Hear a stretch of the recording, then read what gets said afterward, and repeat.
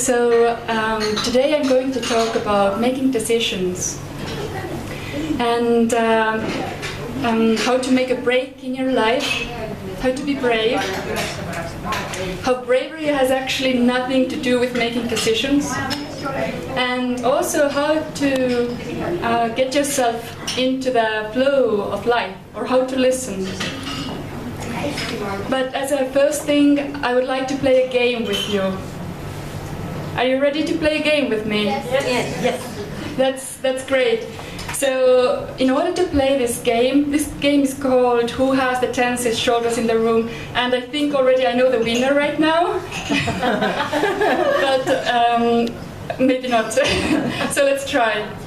So in order to play this game, please close your eyes. No peeking. In order to slow and connect with each other, I'd like you to just sit or stand comfortably and follow my voice. I will take you on a little journey, and for that, let's breathe together. Inhale.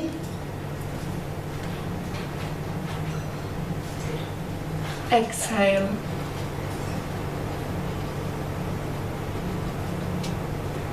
Inhale, fill your lungs and belly with fresh air. And exhale, relax. Inhale. Exhale. Inhale one more time. And hold your breath. We are going to hold our breath together for 20 seconds, but feel free to exhale earlier if you feel uncomfortable.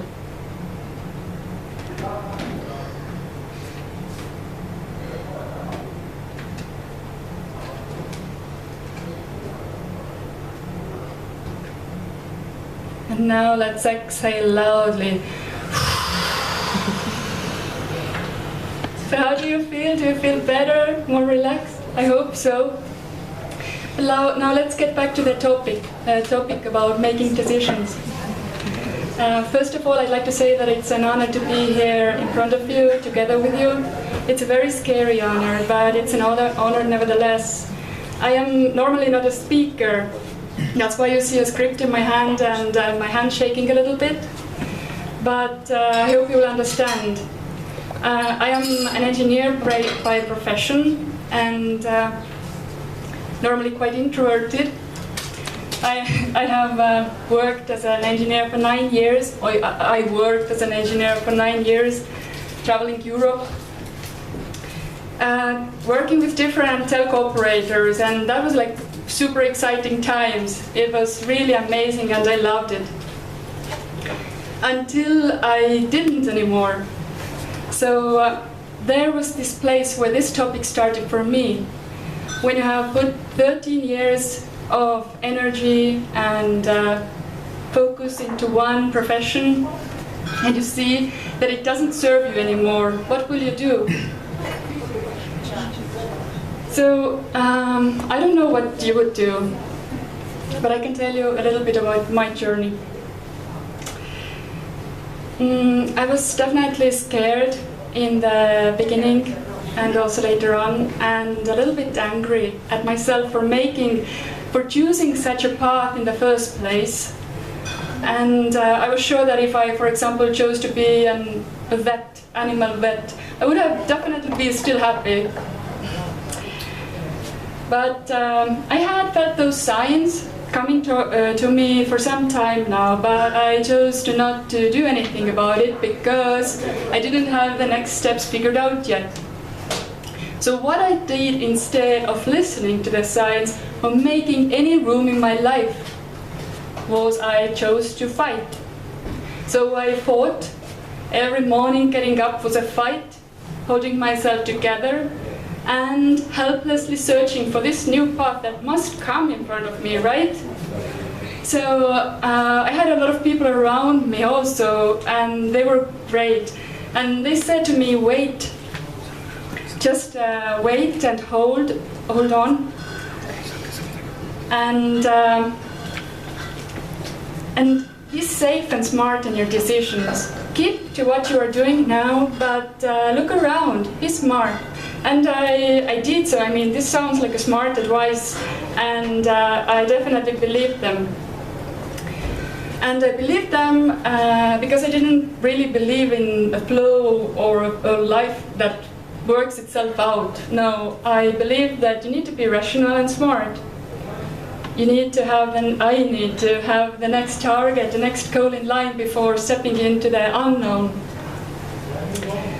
And I kept fighting in order to cover this inner voice that quietly said, enough. Until I couldn't anymore, because my physical body started to get sick. So I started to get a cough every month, and my doctor said that everything is fine with me, nothing's wrong. Only later on I learned that based on emotional and metaphysical level, cough is representing repressed thoughts and emotions. Quite interesting.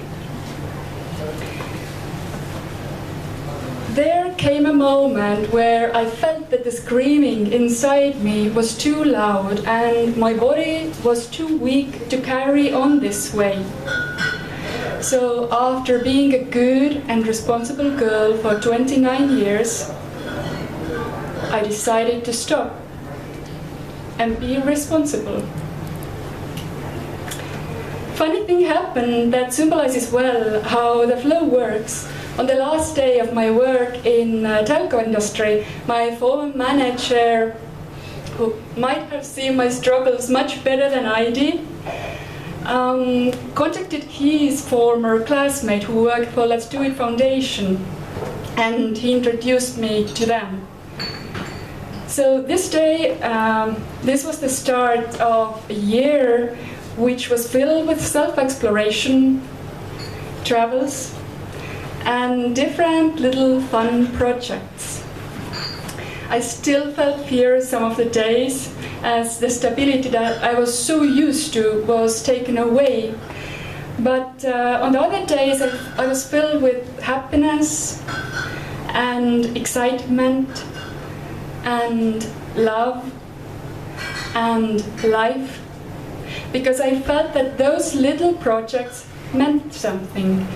They brought something good to the world. Fast forward 1 year, I was offered a role by Let's Do It Foundation to lead a waste mapping team for World Cleanup Day last year. This meant that I needed to create the plan, the strategy, the team for 150 countries, how to find the waste in those countries. And there was just two problems. There was no funding for that, and there was no team. So a small challenge. So those amazing people who decided to voluntarily coordinate whole region's waste mapping process started to come to me from January 2018. And by April, we had formulated a team of 9 amazing people, and one of them is actually organizing this event here today. Thank you, Marie. This was a very difficult time for me, because I had to understand that every human is actually capable of doing absolutely anything.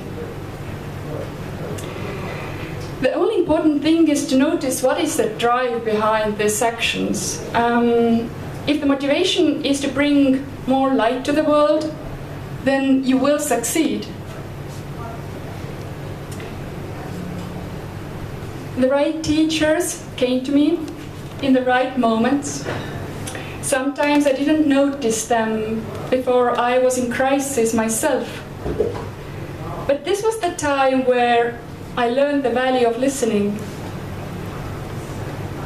It is very difficult to hear anything when you're carrying a load of pride or fear, or you're just close to the world, I learned that in order to listen, we need to be free. Free of expectations, judgments, and old patterns that don't serve us anymore. My path to freedom has gone through nature, meditation, and breathing. And I am super happy when I can also help someone else to see these tiny glimpses of freedom. So taking this journey together, I have learned that change is like a small death. You have to give up on something in order to create something new. You might need to give up on the things you believe about yourself or the visions you have about your future, because only then you can start to put the pieces together again. When you look into the yoga philosophy, you can see that there's this interesting thing. There's hundreds of gods in Hinduism, but there's only one who is ruling both death and destruction, but also change. So give yourself time to grieve when there is a time to let something go, something that has outlived its time. But after that, start to put together the pieces of your new future, of your new self, and do it through joy, fun, and happiness. Thank you.